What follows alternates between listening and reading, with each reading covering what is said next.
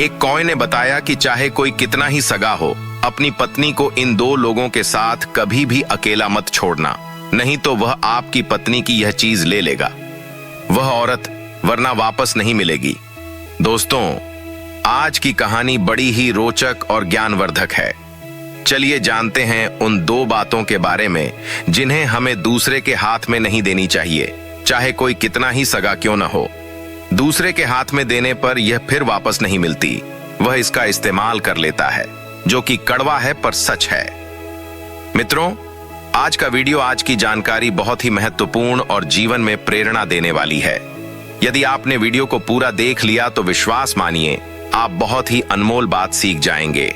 इस सुंदर सी वीडियो को लाइक जरूर करें और हम विश्वास दिलाते हैं यदि आप हमारे चैनल को सब्सक्राइब कर लेते हैं तब आपको ज्ञान भरी बातें सीखने को मिलेंगी।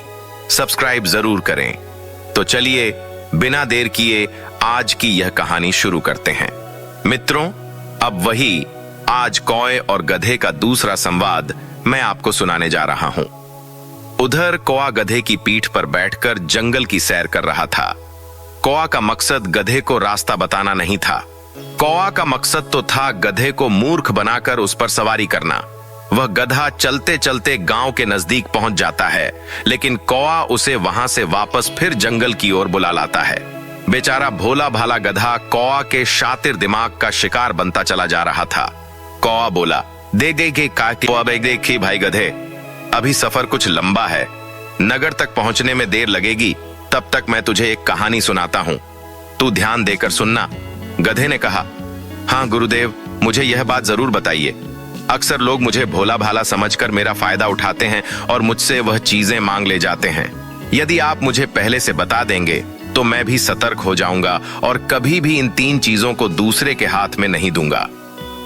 तब कौआ कहता है, ध्यान से सुनो, मैं तुम्हें एक कहानी सुनाता हूं और बताता हूं कि कौन सी वह तीन चीजें हैं जिन्हें दूसरे के हाथ में नहीं देनी चाहिए, वरना वापस नहीं मिलेंगी। कौआ शुरू करता है, तो सुनिए। एक समय की बात है, किसी शहर में एक राजा रहता था। उस राजा की कोई संतान नहीं थी। रानी के गर्भ से कोई संतान पैदा नहीं हुई थी। राजा बहुत दुखी रहता था। राजा जब भी अपने नगर में बाहर निकल कर जाता तो कुछ लोग उससे कहते थे कि यह राजा तो निर्वशय है और इसकी रानी बांझ है। यह राजा तो जरूर पूर्व जन्म का महापापी होगा। सुबह सुबह इसका मुंह देखने पर देखने वाले को शाम तक भोजन नसीब नहीं होता है और न उसका कोई काम बन पाता है। उसके बने बनाए काम बिगड़ जाते हैं। अब मित्रों, अपनी प्रजा के लोगों की ऐसी बातें सुनकर राजा बड़ा दुखी होता है। राजा यह अच्छी तरह जानता था कि प्रजा के लोग कुछ ना कुछ कमी तो हर किसी में निकालते हैं और जब तक पुत्र या पुत्री नहीं होगी तब तक मुझे भी इनके ता सुनने को मिलेंगे। इन्हीं सब बातों से राजा और रानी बहुत उदास रहने लगे। एक दिन राजा अपनी रानी के साथ अपने महल में टहल रहे थे और मन में यही सब बातें चल रही थीं कि परमात्मा क्या है। मेरी किस्मत जब राज्य दिया तो राज्य चलाने वाला भी तो होना चाहिए था। आज हमारी यह दशा है कि हम जिधर भी जाते हैं उधर ही लोग हमें निर्वय कहकर ताना मारते हैं। लोगों की बातें सुनते सुनते मेरा हृदय छलनी हो गया है। मित्रों, अपने पति के चेहरे पर अत्यंत उदासी का भाव देखकर रानी समझ जाती है कि जरूर मेरे पति किसी बड़े दुख में डूबे हुए हैं। रानी एकदम हाथ जोड़कर पूछने लगी, महाराज क्या बात है? रोज तो आप खुश नजर आते हैं, लेकिन आज किसी गहरी चिंता में डूबे हुए मालूम पड़ रहे हैं। तब राजा ने कहा, रानी, तुम मुझे मेरे हाल पर छोड़ दो।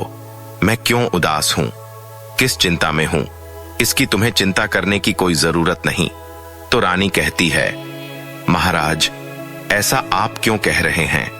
मैं आपकी पत्नी हूं। तुम्हारे ऊपर कोई मुसीबत आ जाए, कोई दुख तकलीफ हो जाए, उसके बारे में जानना मेरा पूछना पूरा अधिकार है। उस दुख में शामिल होना मेरा धर्म है। मैं अपना धर्म निभा रही हूं।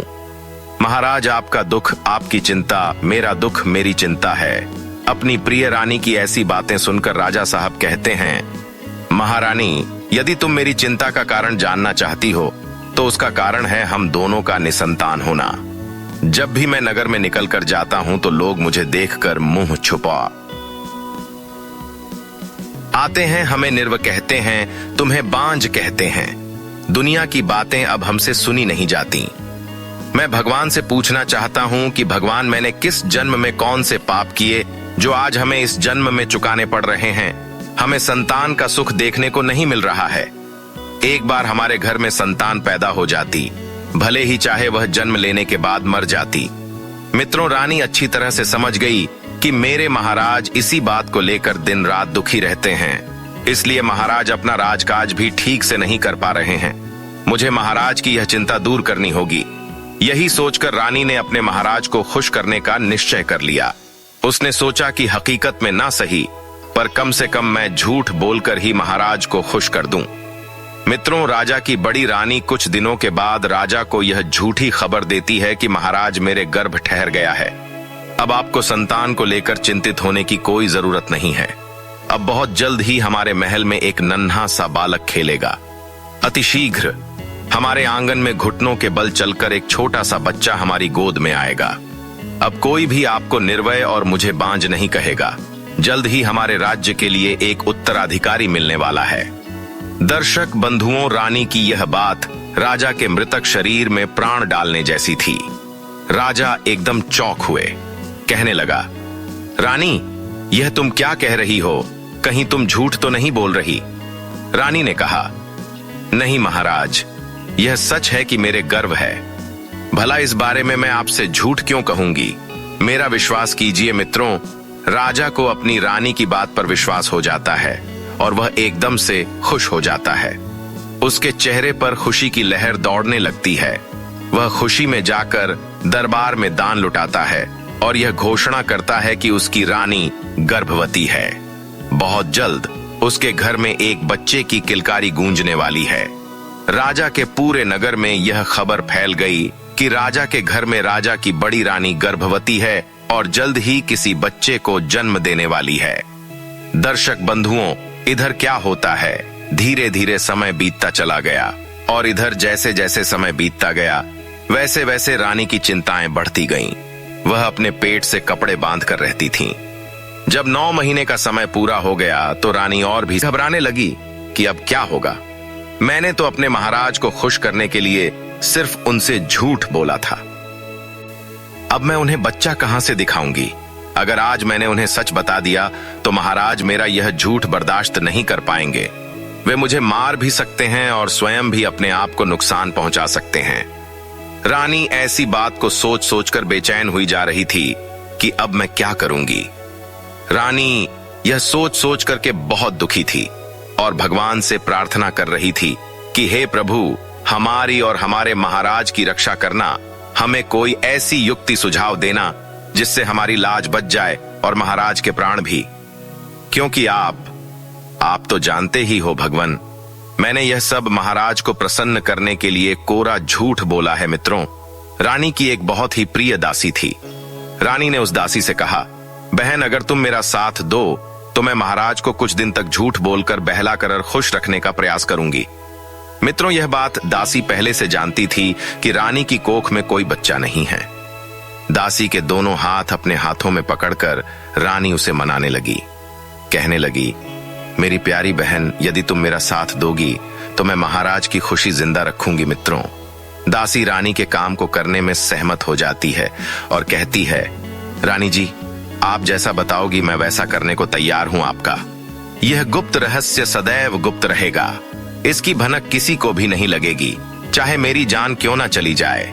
पर मैं यह भेद राजा साहब को कभी नहीं बताऊंगी कि आपने राजा साहब से झूठ बोला है। अपनी दासी से सलाह मशवरा करने के बाद रानी ने राजा साहब को झूठी खबर भिजवाई। दासी ने जाकर राजा को यह खबर दी कि महाराज बधाई हो, बड़ी रानी ने एक बड़े ही सुंदर पुत्र को जन्म दिया है। हे मित्रों, पर वहां तो पुत्र का कोई नामो निशान तक नहीं था। केवल राजा को खुश करने के लिए यह सब किया जा रहा था। झूठ पर झूठ रानी परोसे जा रही थी। राजा ने सुना कि हमारी बड़ी रानी ने एक बेटे को जन्म दिया है तो खुशी के मारे फूला नहीं समाया। राजा ने अपने दरबार में यह घोषणा कर दी। पूरी खबर पूरे नगर में फैला दी।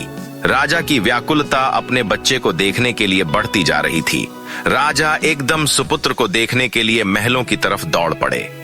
रानी भी यह जानती थी मित्रों की महाराज बच्चे को देखने जरूर आएंगे, इसलिए रानी ने पंडित को सीखा। और उसे बहुत सारा धन देकर कहलवान साहब, आप अपने पुत्र के दर्शन नहीं कर सकते। राजा ने पूछा, ऐसा क्यों? हम अपने बच्चे के दर्शन क्यों नहीं कर सकते? तब पुरोहित कहता है, महाराज, अगर आप इस समय अपने बच्चे के दर्शन करेंगे तो आपके लिए बहुत बड़ा दोष लग जाएगा। बच्चे के प्राण भी संकट में पड़ सकते हैं, इसलिए पुत्र को देखने की जिद ना करो।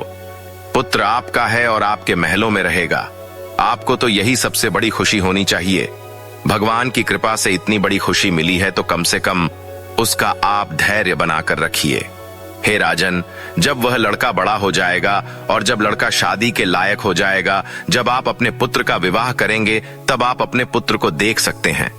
मित्रों, अपने कुल पुरोहित की बात सुनकर को पहले तो बहुत दुख हुआ, फिर सोचा चलो कोई बात नहीं, घर में संतान तो हो ही गई, लड़का तो हमारा ही है, कभी ना कभी तो देखने को मिल ही जाएगा। मुझे लोग अब ताने नहीं देंगे, कोई मुझे निर्व नहीं कहेगा। हमारा बेटा जब बड़ा हो जाएगा और जब हम उसकी शादी करेंगे तब हम उसे देख लेंगे। कुल पुरोहित की बात सुनने के बाद राजा संतोष धारण करके राज दरबार की तरफ निकल जाता है और दरबार में पहुंचकर खूब दान लुटाता है। उधर रानी महलों में बैठकर बहुत रोती है कि मैंने अपने महाराज को झूठी खुशी देकर अच्छा नहीं किया। पुत्र की शादी तक तो मैं बची रहूंगी, उसके बाद क्या होगा? यही सब सोच सोच कर रानी का कलेजा बैठा जा रहा था। दासी ने कहा, रानी घबराइए नहीं, अब पुत्र के जवान होने तक तो तसल्ली रखिए, उसके बाद फिर कोई रास्ता भगवान जरूर निकाल लेंगे। मित्रों, इस प्रकार दासी ने रानी को समझा दिया। इधर समय गुजरता है, धीरे धीरे 20 साल बीत जाते हैं। इधर राजा को लग रहा था कि हमारा पुत्र अब तो जवान हो गया। जन्म हुए 20 साल हो गए। राजा ने चारों तरफ इस बात का ऐलान कर दिया कि हमारा राजकुमार विवाह के योग्य हो गया है। राजा का यह फरमान सुनकर राजकुमार के रिश्ते आने लगे। कई राजा महाराजाओं के यहां से नाई पंडित आए और राजा से शादी करने के बारे में बात की।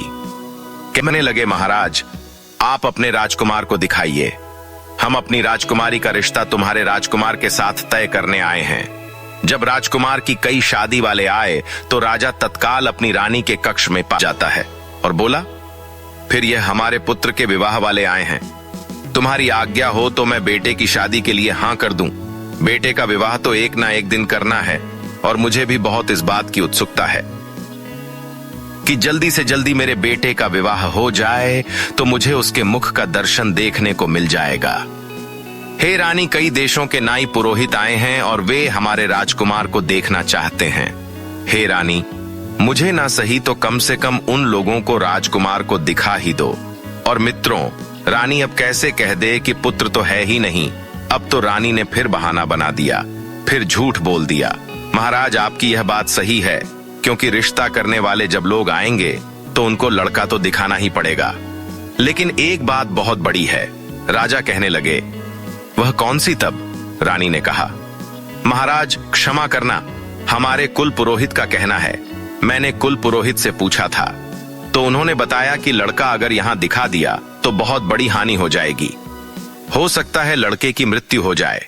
जिसको विवाह करना है वह इस शर्त पर करके जाए कि लड़का जब दूल्हा बनकर ससुराल जाएगा तो वहीं देखने को मिल जाएगा। जिसको बिना देखे रिश्ता तय करना है वह कर जाए, अन्यथा वापस चला जाए। रानी की बात को सुनकर के राजा फिर वापस चला जाता है और जो रिश्ता लेकर के आए थे उनसे जाकर के कह दिया कि भाई, लोग क्षमा करना बिना देखे ही अगर आप रिश्ता तय करना चाहते हैं तो हम करने को तैयार है, क्योंकि हमारे कुल पुरोहित का कहना है अगर लड़का अभी दिखा दिया तो बहुत बड़ा अपशगुन हो जाएगा। लड़के के लिए कुछ भी हो सकता है, इसलिए लड़का यहाँ नहीं दिखाया जाएगा। लड़का सीधा विवाह मंडप में दिखाया जाएगा। अगर आपको यह मंजूर है तो आप हमारे पुत्र के साथ रिश्ता कर सकते हैं, वरना मेरी मजबूरी है। अब मित्रों, यही बात राजा ने उन सभी देशों के नाई और पुरोहितों के सामने रखी। यह बात सुनकर के वहां से वे सब लोग वापस चले जाते हैं। मित्रों, संयोग से एक राजा ऐसा आता है जो बिना राजकुमार को देखे ही अपनी बेटी का रिश्ता तय करके चला जाता है। बोला, कोई बात नहीं, लड़का मंडप में तो देखने को मिल ही जाएगा, तो वहां देख लेंगे। इसमें क्या है मित्रों? वही होता है। वह राजा जो था अपनी बेटी का रिश्ता उस लड़के से तय करके अपने घर को चला जाता है। किस लड़के से? जो सिर्फ राजा की कल्पनाओं में था, जिसका अभी जन्म भी नहीं हुआ था। उधर घर जाकर के राजा अपने विवाह की तैयारियां करने लगता है। इधर राजा सारी बात अपनी रानी को जाकर बताता है कि एक राजा ने अपनी बेटी का रिश्ता हमारे पुत्र के साथ तय कर दिया है और विवाह की तारीख भी पक्की हो चुकी है। अब हम अपने पुत्र का बड़ी धूमधाम से विवाह करेंगे। मित्रों, अपने राजा की बात को सुनकर के रानी ने कुछ जवाब नहीं दिया। कहने लगी, ठीक है, हम तैयार हैं। तुम विवाह की तैयारी करो और बेटे की शादी शान से करने के लिए जाओ। राजा के साथ कुछ समय बिताने के बाद राजा अपने दरबार को आ जाता है। इधर रानी को बड़ा दुख होता है। रानी ने अपनी दासी को बुलाया और रानी बहुत रोई। कहने लगी, बहन, अब तो हमारे पुत्र का विवाह भी हो गया है, तारीख भी निश्चित हो गई। अब बताओ मैं क्या करूं? इस बात को मैं कैसे छुपाऊं? अब मैं कैसे जिंदा रहूंगी? हे दासी, मैंने ऐसा झूठ काहे को बोला? मैंने ऐसा झूठ बोल करके अपने पति को खुश क्यों किया, जिस झूठ में मैं ही फंसती चली जा रही हूं। मित्रों, दासी उस रानी के लिए धैर्य बंधा है और कहती है, रानी, जब आपने झूठ बोला है तो भगवान से प्रार्थना करो कि आपका झूठ पकड़ा ना जाए। परमात्मा कोई ना कोई रास्ता हमें जरूर दिखा देंगे। मित्रों, इधर जब शादी की तारीख आती है तो राजा बारात को सजाते हैं। अपने पुत्र का विवाह करने के लिए बारात को ले चलने की तैयारी करते हैं। राजा ने अपने रिश्तेदारों में हर जगह खबर भिजवाई। रानी से कहा कि अपने पुत्र को दूल्हा बनाओ और उसे डोली में बैठा दो। आगे राजा ने कहा, आप अपने पुत्र को दूल्हा बना करके तैयार करिए और मैं बारात को देखता राज्य दरबार की ओर राजा निकल जाता है। इधर रानी दासी के पास में बैठी बैठी बहुत रो रही है और कह रही है कि रे दासी, अब मैं क्या करूं? फिर रानी ने और दासी ने सलाह मिलाई। रानी ने कहा कि दासी, मेरे दिमाग में एक बात आती है, अब जो होगा सो होगा, लेकिन हमें यह रहस्य, यह भेद छुपाना तो पड़ेगा ही। तुम एक काम करो, एक आटे का दूल्हा बनाओ और उसे सजाकर अच्छी तरह से पालकी में बैठा दो। सबसे कह दो कि यह पालकी कहीं रास्ते में खोलकर कोई भी ना देखे। अगर किसी ने इसे खोलकर देख लिया तो महाराज आपके पुत्र की मृत्यु भी हो सकती है। यह कुल पुरोहित का कहना है। जवाब दिया, ठीक है। राजा इस बात के लिए मित्रों तैयार हो जाता है और सबको सूचित कर देता है कि हमारी पालकी को रास्ते में कोई खोल कर नहीं देखेगा। 4 कहार उस पालकी को उठाते हैं और बारात के साथ उसे लेकर चलने लगते हैं। चलते चलते जब बारात एक जंगल से होकर गुजरती है, काफी लंबा सफर चलकर आई थी, इसलिए सभी सेना बाराती थक चुके थे। तो उन्होंने सोचा कि चलो थोड़ी देर वृक्ष के पास विश्राम कर लेते हैं। राजा ने बारातियों को आदेश दिया कि पालकी को यहीं रख दो और विश्राम करने के बाद में थोड़ी देर के बाद फिर यहां से आगे को बढ़ेंगे। मित्रों, वही होता है। कहारों ने एक वृक्ष के पास में उस पालकी को रख दिया। इधर क्या होता है, जहां कहार ने एक अलग वृक्ष के पास में पालकी रखी हुई थी, उसी पेड़ के पास में एक बिल था, इच्छाधारी नाग, नागिन का जोड़ा रहता था। नागिन ने जब पालकी की ओर देखा तो अपने पति नाग से कहने लगी, अरे यह कैसी, इसमें तो दूल्हा ही नहीं है। देखो ना, इसमें तो आटे का दूल्हा बनाकर बैठा दिया है। मित्रों, यह बात सुनकर के नागिन ने अपने पति नाग से कहा कि पिया जी, इस संसार में बहुत बड़ा अंधेर है। नाग बोला, कैसा अंधेर है? तब वह नागिन कहती है, पिया जी, इस पालकी में दूल्हा नहीं है और बिन दूल्हे की कैसी बारात, और यह बारात तो ऐसी है जो बिना दूल्हे के ही जा रही है, और जब यह बारात बिना दूल्हे के वहां पहुंचेगी तो सोचो इनका क्या हाल होगा।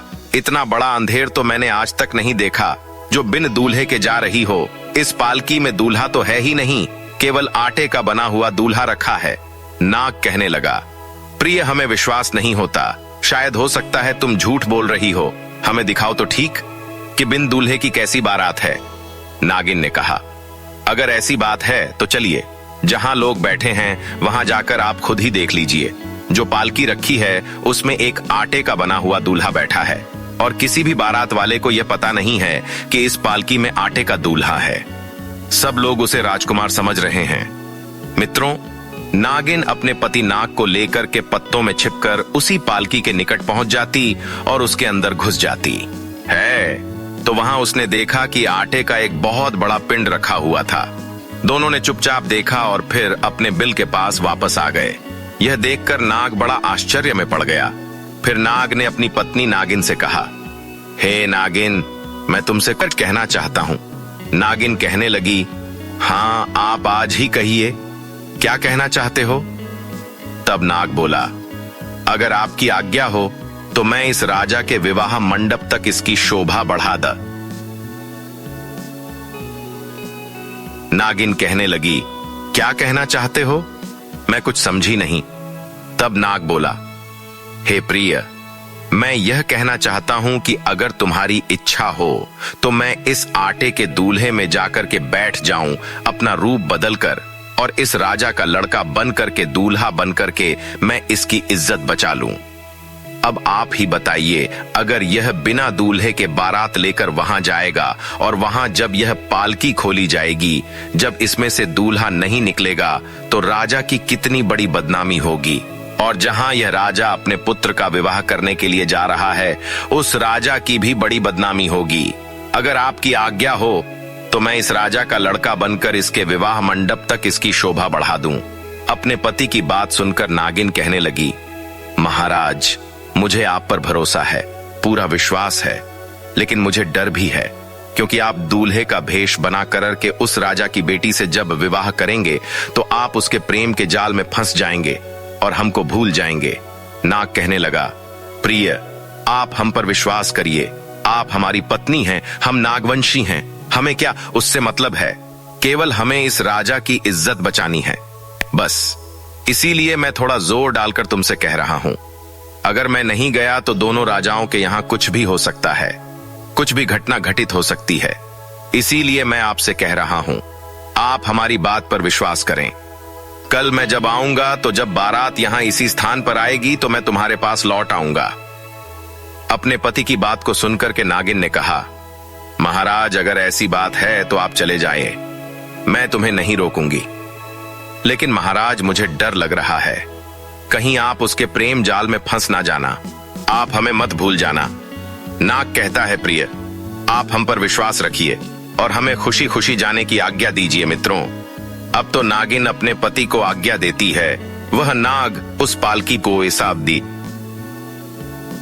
में जाकर घुस जाता है और आटे के पिंड में समाहित होकर रूप बदलकर बैठ जाता है। अब वह बहुत सुंदर राजकुमार बन चुका था, बहुत सुंदर दूल्हा बन जाता है। इधर कुछ देर के बाद बारात जब आगे को चलती है, कहार पालकी को उठाकर चलते हैं तो सीधे दूसरे राजा के यहाँ पहुंच जाते हैं। जब दूसरे राजा के यहाँ मंडप में पहुंच गए तो उस राजा ने बारात की सुंदर ढंग से अगवानी की सभी बारातियों की खातिर खुशामद की। जब विवाह करने का समय आया तो कहा, राजा साहब, तुम्हारा लड़का कहाँ है? तुम्हारा दूल्हा कहाँ है? उसको पालकी से नीचे उतारो। आपने कहा था कि लड़के की पालकी उसी विवाह मंडप में खुलेगी, तो पालकी भी तैयार है और अब आप अपने बेटे को निकालो ताकि विवाह की रस्में पूरी की जा सके। मित्रों, इधर जब पालकी को खुलवाया जाता है तो उसमें से बड़ा ही सुंदर लड़का निकलता है। इतना सुंदर लड़का था कि राजा की आंखें फटी की फटी रह गईं। राजा बहुत प्रसन्न हुआ।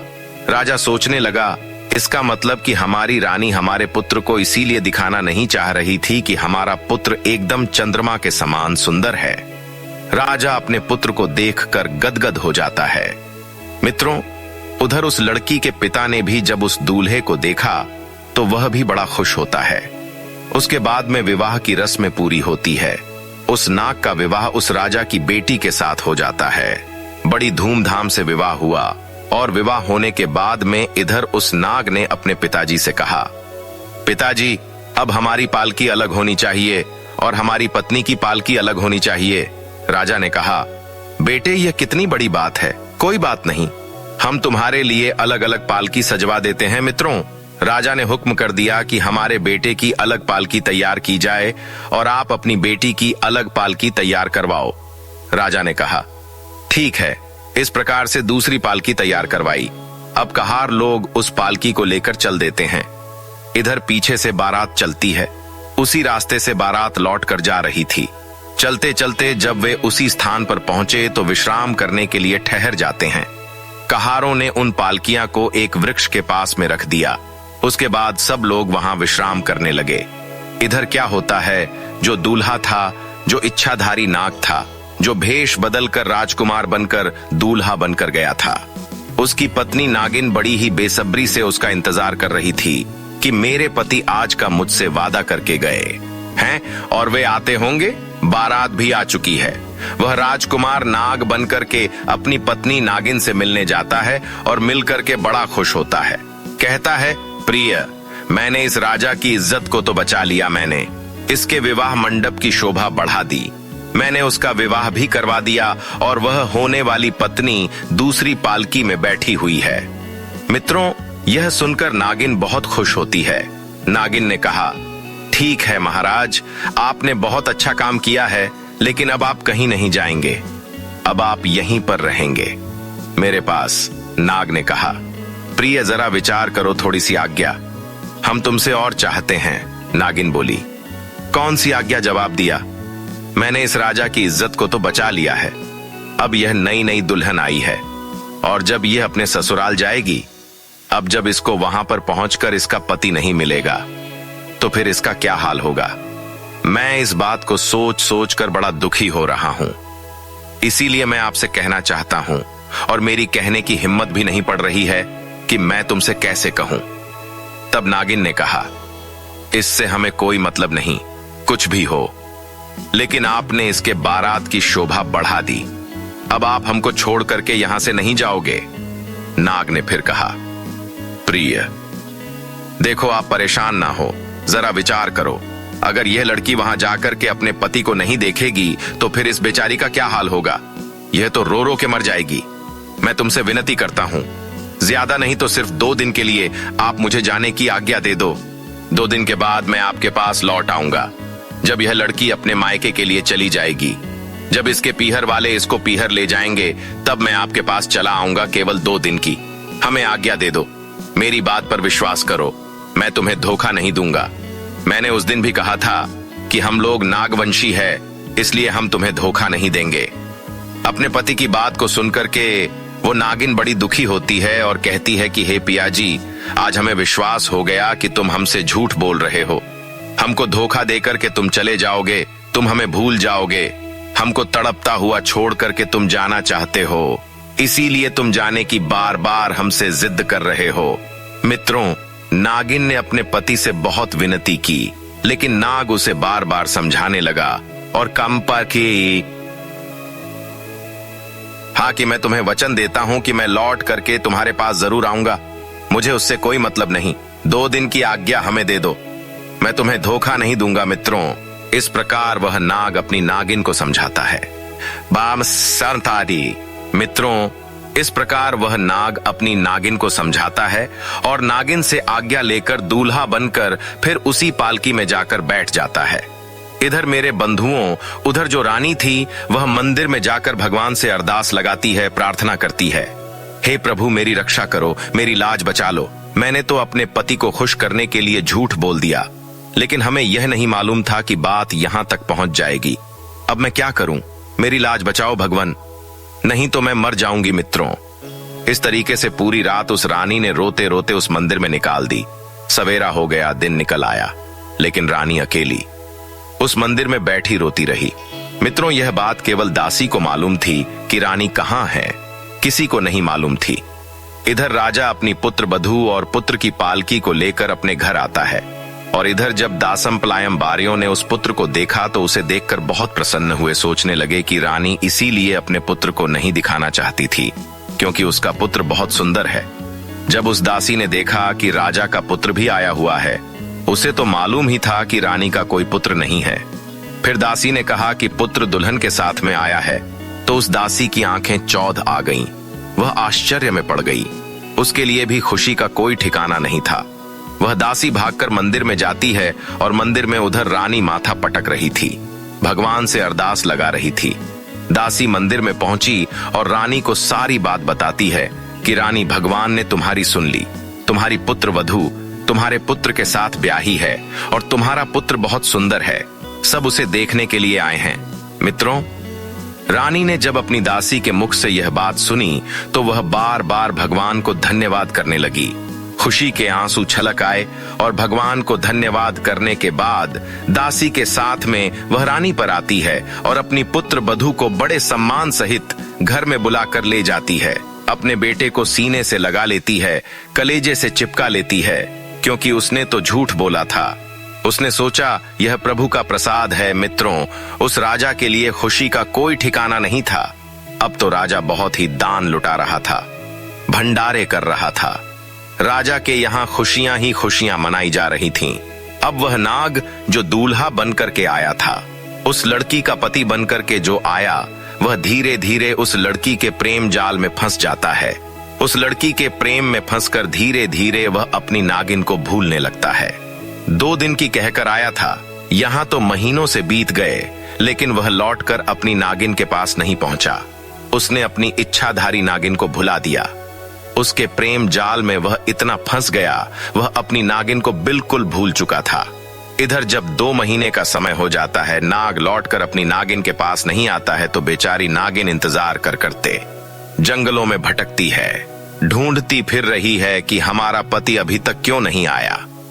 इंतजार करते करते जब 2 महीने बीत गए तो नागिन को बड़ा दुख होता है और वह नागिन क्रोधित होकर उस राजा के घर को चल देती है। सोचती जा रही थी कि मैं उसे जिंदा नहीं छोड़ूंगी, उस स्त्री को और अपने पति को भी जीवित नहीं छोड़ूंगी। ऐसा विचार करके वह नागिन उस जंगल में भटकती हुई जा रही थी। उधर मित्रों, क्या हुआ?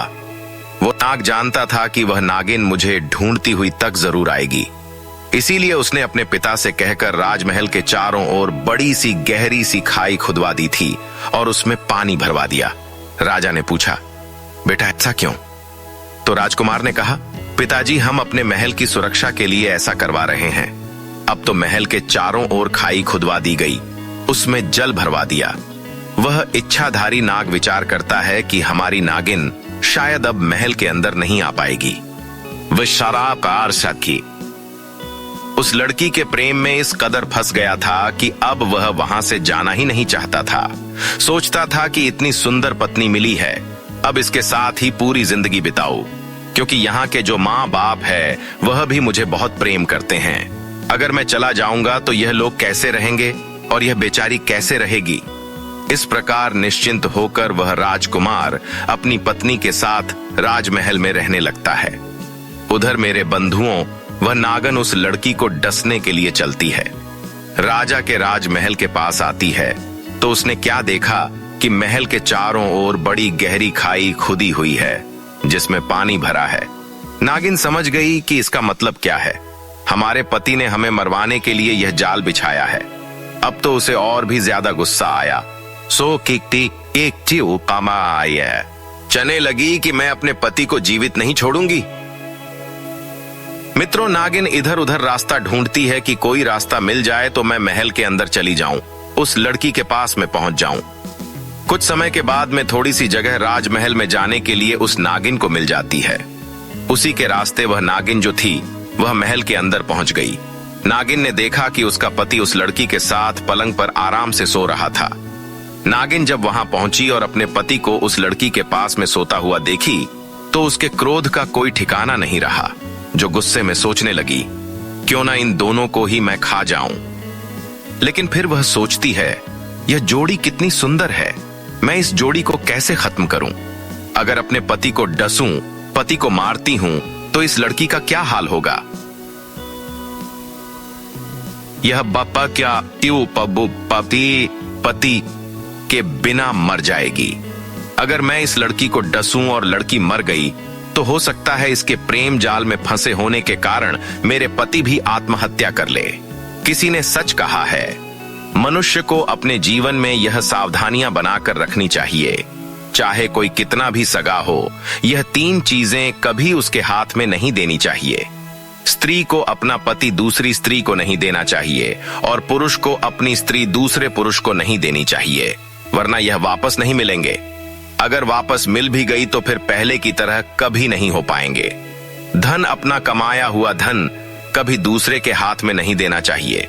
दूसरे के हाथ में पहुंचा हुआ धन मिलने में बड़ी कठिनाई होती है और वह कभी समय पर काम नहीं आता। इसीलिए अपने धन की अपने ही पास व्यवस्था करें। बिना पढ़ी पुस्तक की विद्या, यह भी समय पढ़ने पर कभी काम नहीं आती। यह 3 चीजें कभी मनुष्य को दूसरे के हाथ में नहीं देनी चाहिए। इस बात को गांठ में बांध लो। नागिन सोचने लगी, हाय, मैं कहीं की नहीं रही, मैं तो विधवा हो गई। मैंने जानबूझकर अपने पैर में कुल्हाड़ी मार दी। मैंने अपने हाथों से ही अपना पति दूसरे को दे दिया। भलाई का बदला मुझे कितना अच्छा मिला है। मैं अपने पति को खोकर पछता रही हूं। कहीं ऐसा ना हो कि दूसरी लड़की भी विधवा हो जाए, कहीं ऐसा ना हो कि हमारा पति मर जाए। दोस्तों, यह विचार करने के बाद में वह नागिन अपने पति को डसने का और उस लड़की को डसने का विचार बदल देती है। नागिन ने सोचा, मैं यहीं पर फन पटक पटक कर अपनी जान दे देती हूं। दोस्तों, नागिन ने पलंग के पास में ही अपना फन पटक पटक कर जान दे दी। जब वह नागिन मर जाती है और इधर सवेरा होता है, तो सवेरा होते ही वह लड़की बिना कुछ ध्यान दिए चली जाती है। और इधर नाग जब उठता है और जैसे ही उठता है, उसकी नजर उसी नागिन पर पहुंच जाती है जो पलंग के नीचे मरी हुई पड़ी थी। अपनी नागिन को देखकर वह नाग एकदम अंदर से बहुत दुखी होता है, रोने लगता है, पछताने लगता है और उसे उठाकर बार बार एक ही शब्द कहने लगा, मेरी प्राण प्यारी, मुझे क्षमा कर दो, मुझसे बहुत भूल हो गई। मुझे क्या मालूम था कि तुम मर जाओगी और मरते मरते तुमने मुझसे कुछ कहा भी नहीं। गलती तो सब मेरी है कि मैं इस लड़की के प्रेम में पड़कर मैंने तुमको भुला दिया, लेकिन तुमने अपना वास्तविक प्रेम निभाया। तुमने प्रेम में जान दे दी, लेकिन हम दोनों में से किसी को मारने की नहीं सोची। मित्रों, नागिन को गर्दन में डालकर वह लड़का, वह नाग पागलों की तरह इधर उधर घूमने लगता है। रोता हुआ वह इधर उधर भटक रहा था। उधर गधे की पीठ पर बैठा हुआ कौवा कहता है, हे गधे। इस प्रकार से वह राजकुमार बना हुआ नाग पागलों की तरह हे प्यारी करता हुआ रोता घूम रहा था। कौवा बोला, हे गधे भाई, इसीलिए मनुष्य को यह 3 चीजें कभी दूसरे के हाथ में नहीं देनी चाहिए। गधा कहने लगा, गुरुदेव, आपकी कहानी वास्तव में बड़ी रोचक थी और आपकी कहानी से बहुत ज्ञान सीखने को मिला है। सफर भी बहुत अच्छा कटा है। अब यह बताइए कि नगद के नजदीक पहुंच पाए हैं नहीं? तो कौवा कहने लगा, गधे भाई, क्या बताएं, हम तो तुम्हें कहानी सुनाने में लगे रहे, इसलिए हमें कुछ ध्यान नहीं रहा।